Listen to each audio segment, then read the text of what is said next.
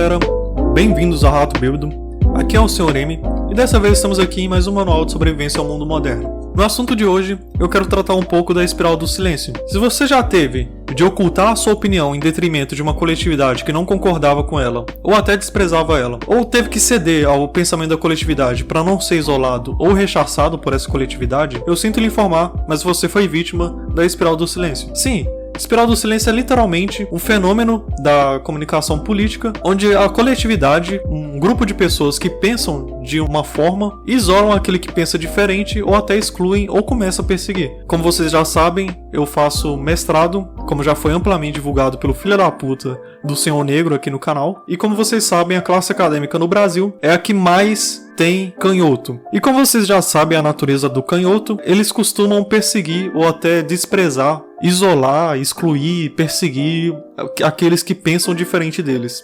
Eu tenho algumas dicas e eu tenho experiência na área, porque apesar de frequentar esse ambiente totalmente hostil ao meu modo de pensar, eu sempre consegui lidar muito bem com esse tipo de pessoa. Uma das coisas que eu falo sempre, que vale pra muito da vida, sabe, na questão da comunicação, é um livro chamado Como Ganhar uma Eleição. Claro, no livro, o autor ele dá essa explicação num contexto político, ele fala para políticos. O autor em questão é o Marcus Túlio Cícero. Marcus Túlio Cícero não, é o irmão dele, é o Quintus Túlio Cícero. Ele literalmente escreveu essa carta para Marcus Túlio Cícero porque ele estava concorrendo ao cargo de cônsul. Nesse sentido, teve uma página que quando eu estava lendo esse livro, me chamou muita atenção. Ele literalmente fala, eu vou estar colocando aí na tela para vocês verem, mas ele literalmente fala que a pessoa deve se portar como um camaleão. Ele fala isso pra político. E claro, ele fala pra pessoa ser falsa. Eu não tô falando aqui pra você ser falso, mas eu tô falando aqui pra você ter uma estratégia pra lidar com esse tipo de situação, onde a sua ideia é desfavorável. Eu vou lhe explicar o porquê. A natureza humana, querendo ou não, quando você chega em um ambiente e você é contestado, e a pessoa chega te tratando, sei lá, falando que sua ideia é merda ou coisa do tipo, ela vai começar a ter uma antipatia por você e vai começar a te perseguir. Por que eu tô falando isso? Se você chegar num ambiente totalmente hostil às suas ideias, se você chegar falando suas ideias abertamente, apoiando político que ela não gosta, falando de políticas públicas que ela despreza, obviamente ela vai te perseguir. E obviamente ela vai mover toda a turma, todos os seus colegas de classe ou de trabalho a te isolar e te perseguir. Então o que eu tô te falando é pra literalmente ser um camaleão. E eu não tô falando pra você ser falso, mas eu tô falando pra você demonstrar certas cores como um camaleão, demonstrar certas opiniões no momento certo, na hora certa, pra você não ser pego pelo gavião ou predador ou a sociedade ou o coletivo. Pense como você quiser, pode ser aplicado em várias situações. Eu tô bêbado aqui, tá, gente? Semi-bêbado. Então o que eu tô te falando é pra você ter estratégia. Claro, não é pra você ser falso. Eu vou frisar aqui novamente, porque, filha da puta, se você for falso, vai se fuder. Se você é falso também, sai do meu canal, filha da puta.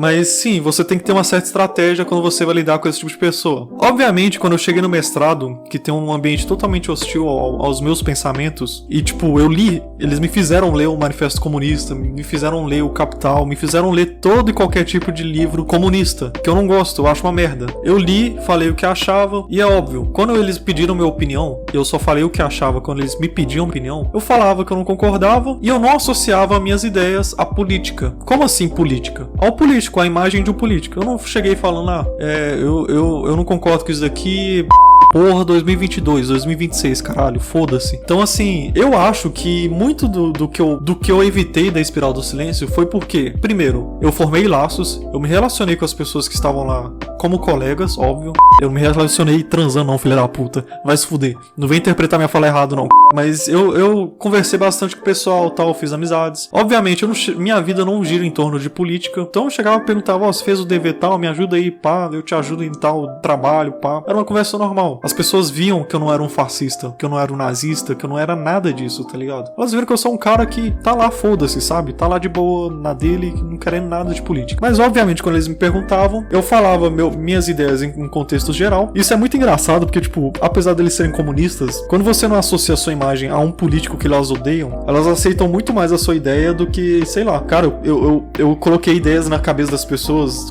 de comunista ideias capitalistas, cara. Então, assim, eles aceitaram de boa, sabe? Eles, inclusive, concordaram comigo. Então, o que eu falo é pra você ter estratégia. Óbvio, tem situações onde você não pode mostrar sua opinião política de jeito nenhum. Você tem que ser um camaleão, lembre-se disso. E tem lugares onde você tem que simplesmente olhar pra pessoa e se ela quiser debater com você na emoção, que é uma coisa muito idiota, quem discute política na emoção, você simplesmente sai. Manda a pessoa se fuder e falar, não, você não quer discutir fatos, você não quer discutir concepções, princípios, fundamentos políticos. Você quer fazer histeria, tá ligado? E histeria é bosta, histeria não é nada. Histeria é literalmente um comportamento de manada. E como tudo nisso que eu tô falando, a espiral do silêncio é um comportamento de manada. Claro que tem alguém dominante, geralmente tem alguém dominante que tem essa ideia. Nas escolas, geralmente quem é o dominante é o professor. E você bater de frente com o professor pode não ser uma estratégia muito boa.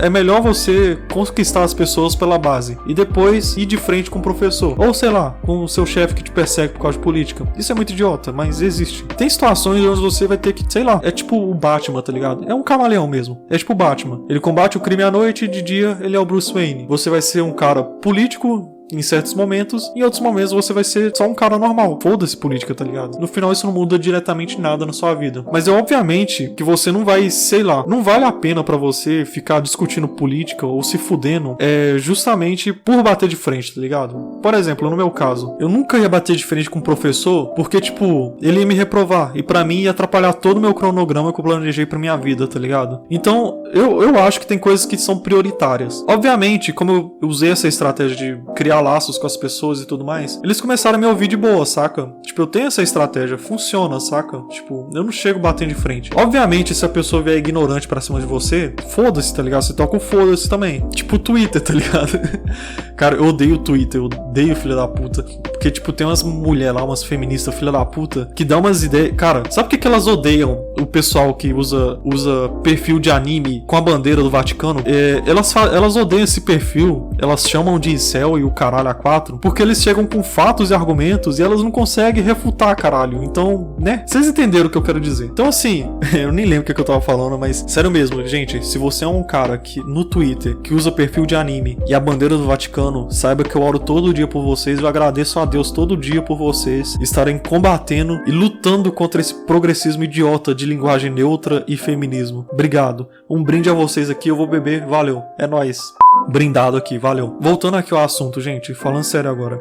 Pode parecer esdrúxulo o que eu vou falar, ou até distante, mas o resultado final da espiral do silêncio, ele no seu modo completo, no seu modo máximo, no seu modo mais eficaz, ele literalmente favorece o autoritarismo. Ele favorece o autoritarismo justamente por suprimir aquele que pensa diferente, isolar e tornar desfavorável a vida daquele que pensa diferente. A gente pode ver isso em ditaduras. Qualquer tipo de ditadura existe a espiral do silêncio. E tipo, isso é muito real hoje em dia. Tem gente perdendo emprego por pensar diferente. E como eu disse, pode parecer muito distante, mas não tá. A gente tá vivendo literalmente isso no Brasil atualmente. No mundo, na verdade. Onde você perde emprego por pensar diferente.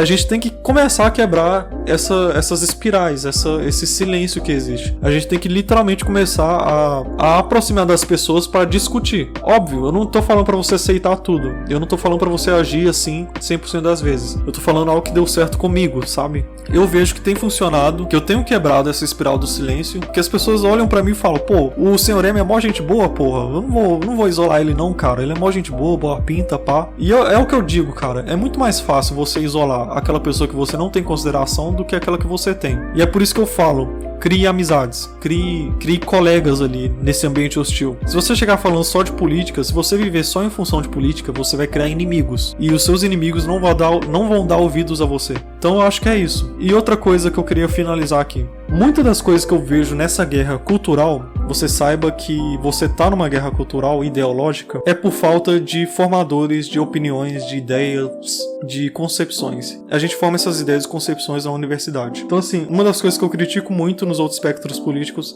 é essa ausência de vontade em ser professor. Você não vai ser só professor, você não vai estar só ensinando uma matéria, você vai estar formando cidadãos. E querendo ou não, quem tá formando cidadãos hoje em dia e perpetuando essa espiral do silêncio, esse comportamento de manada, essa perseguição política e ideológica, inclusive pedindo para demitir quem tem opinião diferente, isso me remete muito aos nazistas, tá ligado? Demitindo judeus por serem simplesmente judeus. Hoje em dia se demite por serem simplesmente de outro espectro político. Uma das coisas que me chateia bastante é a direita não prestar docência. E querendo ou não, eu falo muito querendo ou não, né, gente? Desculpa aí. Mas, tipo, muitas das coisas que a gente vê hoje é devido a essa falta de ímpeto, de vontade da direita e dos conservadores, ou de qualquer espectro político que seja, informar novos cidadãos. E quem tá fazendo isso de maneira eficiente são os canhotos. Então é isso. Eu acho que eu dei a fórmula perfeita para vocês viverem, conseguirem reverter essa situação de espiral do silêncio. Inclusive, você vai conseguir trazer pessoas pro seu lado, e eu consegui